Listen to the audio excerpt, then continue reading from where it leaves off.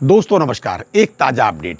जी हाँ, अपडेट ये है, सबसे पहले तो मैं ये बता दूं अपडेट ये किनके लिए है। जिनके लिए है वो अलग बात है। मैं सबसे पहले उनसे निवेदन करना चाहता हूं, अपने पुराने साथियों से, पुराने बैंक के पेंशनर्स के, जिनका पेंशन अपडेशन भाई साहब 30 साल से ज़्यादा हो गया और अभी तक नहीं हुआ है और कहीं कुछ दिख भी नहीं रहा है। कोर्ट की डेट का हम लोग इंतज़ार कर रहे हैं कि एमसी सिंगला साहब के कोर्ट की डेट कब आएगी, इंतज़ार करते रह रहे हैं हम लोग। लेकिन अब मैं बताना जो चाह रहा हूं उसको सुनिए भाई साहब जी। 12 अगस्त यही 2024 12 अगस्त 2024 को सुप्रीम कोर्ट ने एक कंटेम्प्ट पिटीशन में ये अंतरिम आदेश किया। जी, अंतरिम आदेश ये किया, वो भी किसके लिए? ग्रामीण बैंक के पेंशनर्स के लिए भाई साहब जी। उनके यहाँ तो पेंशन ही नहीं थी। उनको जब सुप्रीम कोर्ट से पेंशन लड़के मिली, जस्टिस जोसेफ कोरियन साहब जो है, ऑनरेबल जस्टिस साहब, उन्होंने ये अपने ऑर्डर में ये पेंशन अवार्ड की एक तरीके से अप्रैल 2018 में। वो उसके बाद रिटायर हो गए, चले गए। लेकिन इन लोगों ने इम्प्लीमेंट किस तरीके से की? डीएफएस वालों ने, नाबार्ड वालों ने और अन्य लोगों ने ऐसा उसको जलेबी बना करके इम्प्लीमेंट की। अरे भाई, यहाँ जब सब कुछ मिल रहा है स्पॉन्सर बैंक के मुताबिक, तो भाई साहब पेंशन भी मिलनी चाहिए सब कुछ। लेकिन नहीं, ना पेंशन दिया, ना कंप्यूटर इंक्रीमेंट दिया। और दिया कैसे? 1 अप्रैल 18 से, जबकि पेंशन लागू हुई थी 1 नवंबर 1993 से भाई साहब। खैर, उस समय दी। अब जो लोग बहुत पहले रिटायर हो गए थे वो बेचारे कोई तरीके से जीवन काटे या तो भगवान के यहाँ चले गए, जैसे सब बैंकों में वैसे यहाँ भी स्थिति थी।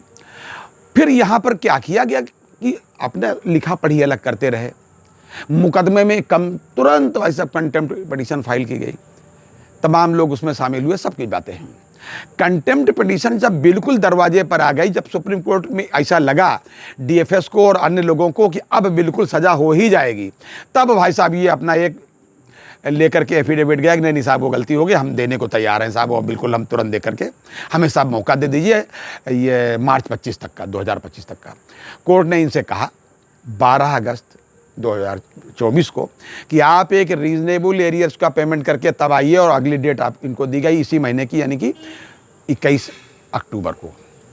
अब आनन फानन में इन्होंने कंप्लायंस करने के चक्कर में कि भैया ये किया जाए, कोई तरीके से डीएफएस वालों ने व्हाट्सएप मीटिंग की, मतलब वर्चुअल मीटिंग सब करा करके डीएफएस ने, स्पॉन्सर बैंक ने, नाबार्ड ने, कुल मिला करके उन्होंने कंप्यूटर इंक्रीमेंट जो है का 50% एरियर का पेमेंट करवा दिया सभी आरआरबीज में। थोड़ी शिकायतें हैं, वो अलग का विषय है कि इसमें कम कैलकुलेशन का ये वो। उसके बाद में इन्होंने क्या किया कि ये जब पेंशन का आदेश किया इन्होंने, डीएफएस ने जब पेंशन का आदेश किया कि दे दीजिए आरआरबीज को, तो आदेश आता है ना, तब भाई साहब इसको जलेबी बना करके गोलियां करके 20% कर दिया कि साहब 20% दे दीजिए, यही रीजनेबल हो जाएगा। कहाँ से भाई रीजनेबल हो जाएगा? रीजनेबल एरियर लिखा उन्होंने। इस बात को, इस चीज को आरआरबी के जो यूनियन लीडर्स हैं, भले सबकी अलग अलग यूनियन है, लेकिन सब लोग इसको, उनकी डीएफएस की महीनीकरण को इन्होंने पकड़ लिया जी। और उन सारी यूनियन का महासंघ है वो, all India RRB officers federation एक है, इसी तरीके से 6 महासंघ हैं एसोसिएशंस के, उनका एक United forum of RRB unions बना हुआ है। उनके बैनर तले all India RRB officers federation में तो जनरल सेक्रेटरी श्री सज्जन पाल साहब हैं, एक में मिस्टर गांधी हैं, और कई लोग हैं इसमें, डीएन त्रिवेदी साहब हैं। तो इन लोगों ने संयुक्त हस्ताक्षर से कल भाई साहब एक पत्र लिखा है, डीएफएस को पत्र लिखा है, और उनकी कॉपी एडिशनल सेक्रेटरी को भी की है, और नाबार्ड को भी की, सभी को की है कि भाई साहब ये गलत है, सुप्रीम कोर्ट के आदेश का ठीक से पालन करिए, आप अच्छा सा पालन करिए, जो आप नहीं कर रहे हैं। पेंशन के एरियर के मामले में ये आदेश उचित नहीं है, रीजनेबल नहीं है, रीजनेबल एरियर ये नहीं, सुप्रीम कोर्ट ने ये कहा, बिल्कुल हाईलाइट करके उन्होंने रखा है कि कोर्ट ने जो किया है आदेश वो हाईलाइट करके किया हुआ। अन्यथा 21 तारीख को फिर पेशी है कोर्ट में, यही किसको फिर मीटिंग है। पर कोर्ट ने इनसे 12 अगस्त को कहा था कि आप रीजनेबल एरियर पेमेंट करके आइए अगली डेट को, तब आप बताइए जो आप एफिडेविट लिए बैठे, हाँ साहब गलती हो गई, हम देने को तैयार हैं। और 15-16 तारीख इनको जो है रजिस्ट्रार ऑफिस में अपना स्टेटमेंट लगा भी देना कि हाँ साहब हमने दे दिया। तो मैं ये बताना चाहता हूँ अपने पुराने साथियों को, जिनका 30 साल से भी ज़्यादा अब तो हो रहा है, कमर्शियल बैंक वालों का, स्टेट बैंक वालों का, जिनका पेंशन डिवीजन नहीं हुआ, कि कम से कम संघर्ष का मादा सीखना है तो ग्रामीण बैंक वालों से भाई साहब सीखिए जी। इनकी चाहे जितनी यूनियन हो, IBRF और CBPRO की तरीके से अलग अलग से ये नहीं रहते। यूनाइटेड फोरम वाले UFBU वाले जो है इनको टहलाते नहीं हैं, ये अपनी लड़ाई खुद लड़ते हैं और बिल्कुल बिल्कुल नियम से लड़ते हैं भाई साहब, और आखिर तक बिल्कुल लास्ट तक लड़ते हैं जब तक इनको विजयश्री नहीं मिल जाती, क्योंकि वो सही काम के लिए ही लड़ते हैं जी। और इतनी सतर्कता से इन्होंने इस महीन बात को पकड़ लिया और चिट्ठी मैंने डाली है, आपने देखिए उस चिट्ठी को कितने महीन तरीके से पकड़ा। तो ये इसका क्या नतीजा निकलता है तो मैं नहीं जानता।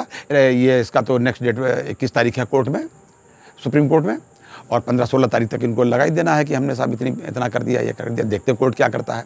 लेकिन ये एक लेसन है, ये एक बहुत अच्छा लेसन है कमर्शियल बैंक वालों के लिए, UFBU वालों के लिए, CBPRO वालों के लिए, IBRA वालों के लिए, इन सब सारी रिटायरीज यूनियन जितनी हैं हमारी कमर्शियल बैंक की, स्टेट बैंक की, जो भी हैं, वो इससे सीखें ग्रामीण बैंक वालों से कि संघर्ष कैसे किया जाता है। जी हाँ, ये था आज तक का अपडेट।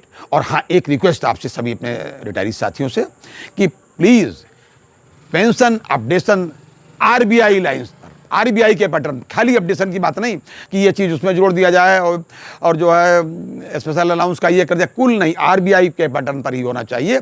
इस बात को भी ध्यान रखें और ये भी ध्यान रखें कि हमें अपनी सेहत का भी पूरा ध्यान रखना है कि पेंशन अपडेशन RBI लाइन्स पर लेकर के बहुत दिनों तक उसको एंजॉय भी करना है और देश को जो है मार्गदर्शन देना है वित्तीय दिशा में अपने नए साथियों को। ये था आज तक का अपडेट। अगली बार अन्य अपडेट के साथ फिर हाजिर होंगे, तब तक के लिए इजाज़त दीजिए।